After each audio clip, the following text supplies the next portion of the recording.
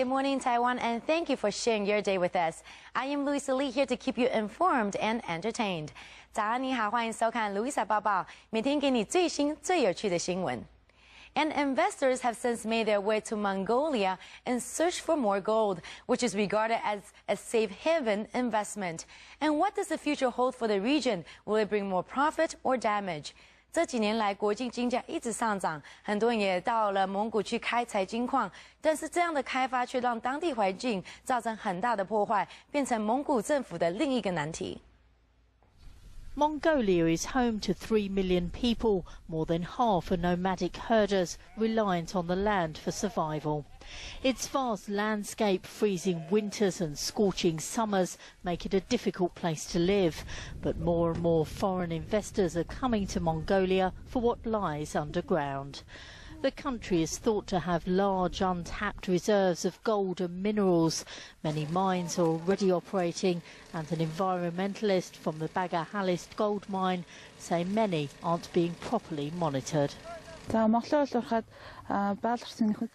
Many mining companies don't refill old pits as they produce gold from new pits, like the law states they should. This is causing widespread environmental damage. But our mine does remediation work at the same time as producing, which has been very successful. 18 mines were closed earlier this year after pressure from environmentalists. The government has also banned mining near rivers and forests, but the new law is difficult to enforce. One Russian mining firm left a 60-metre hole after it went bust. We herders will lose our pasture land if mining continues to increase here.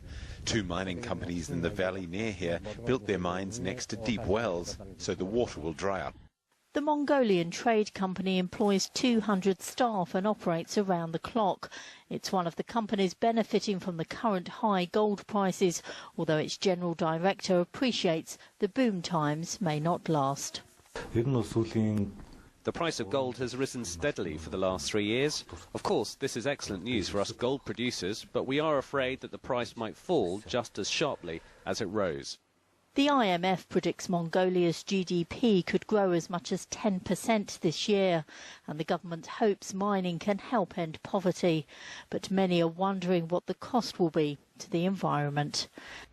And in the U.S., Bank of America has announced its plan to cut 30,000 jobs as part of its goal to save $5 billion, following its previous proposal of eliminating 6,000 positions this year. The new change within management will divide the bank into 2 parts, one for serving consumers and one for serving commercial clients. Even though this recent news has bumped up the stocks, shares of BOFA have been tumbling for months after dropping 48% since the beginning of this year. 美国银行周一宣布要裁员3万人，预计这样做可以降低50亿美元的成本。这个消息也让美国的银行的股价涨了 1.3%。And we know that the economy is not exactly thriving at this moment in the U.S., but how about the housing market?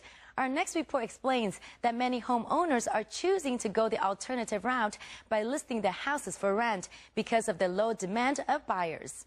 美国的房仲业者说，现在有越来越多的人选择租房子，因为高失业率跟很难跟银行贷款，让更多人买不起房子。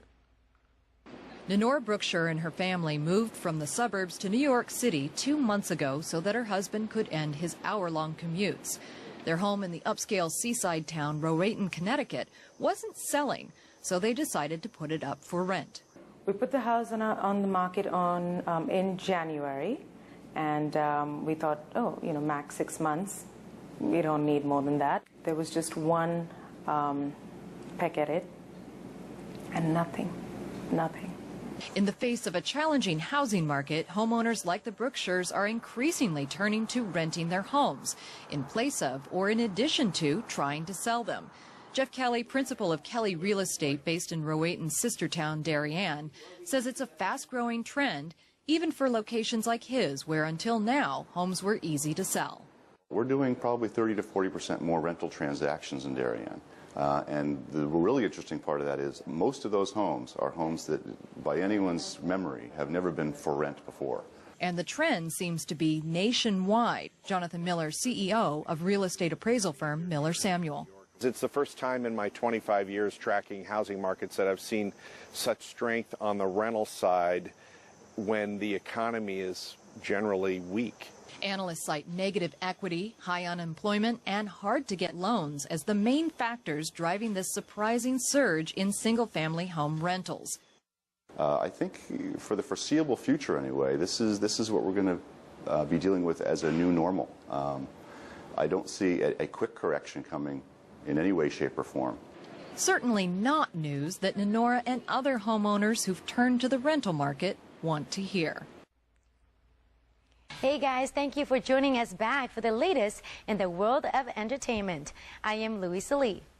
From Venice of Italy to Toronto of Ontario, Hollywood star George Clooney lands in the Toronto Film Festival to premiere his new drama film, The Descendants, while Brad Pitt makes his appearance with his longtime partner, Angelina Jolie, to promote his baseball movie, Moneyball. Brad Pitt 跟 George Clooney 现在在加拿大的 Toronto Film Festival promote 他们的新片。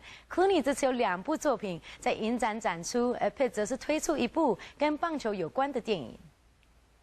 George Clooney became a familiar face on the red carpet at the Toronto Film Festival on Saturday as he promotes his second film, The Descendants, after showcasing his directorial debut film, The Ides of March, the previous day. In The Descendants, Clooney plays a father of 2 who discovers that his wife has another lover in her life following a boating accident that left her in a coma. Directed by Alexander Payne, Clooney praises the man behind the camera lens for making this family tale a must-watch. I don't know, but don't you think he is? I think there's a sense that he's able to turn things from funny to sad really quickly, and he's just the master of it. So I'm not quite sure why he's so good, but he's really good. He's 5 for 5 in films. The Descendants, which is already generating Oscar buzz, will be hitting the theaters this coming November. Who is he? I'd like to know who the guy is that my wife was seeing. And at the star-studded event in the city's Royal Thompson Hall, Brad Pitt brings along his other attractive half, Angelina Jolie, to accompany him for the premiere of Moneyball, which is based on the real-life story of baseball general manager Billy Beane. You know, you're not. There's no way you're going to portray someone's life in a 2-hour film completely, but if you can get the essence of and the dynamics, what was happening then, and a feeling who they are, at least a truthful interpretation, then you're going to be all right. In their minds, it's threatening the game. It's threatening the way that they do things. Hey, Daddy, do you think you'll lose your job? Pitt may be on top of his game when it comes to playing the character, but he's not as smooth when it comes to swinging the bat. It's shameful how little I know about baseball. What I know about it, it was a pop fly in 4th grade. Yeah. 18 stitches. Moneyball, which also stars Philip Seymour Hoffman and Jonah Hill, is slated for release on September 23rd in the U.S. The 36th Toronto International Film Festival, which will run until September 18th, will screen a total of 268 feature and 68 short films. Now to other news, Vibrant and Elegant, a collection that will make the ladies spend big. Taiwanese-born American designer Jason Wu is heating up the catwalk with his latest line of couture for spring 2012 at Mercedes-Benz Fashion Week, which is going down in New York at Lincoln Center through September 15th. 纽约现在正在举办 Fashion Week 的走秀，而出生于台湾的设计师 Jason Wu 推出了明年春天的新系列。Jason 今年的风格是怎么样呢？我们一起来看看吧。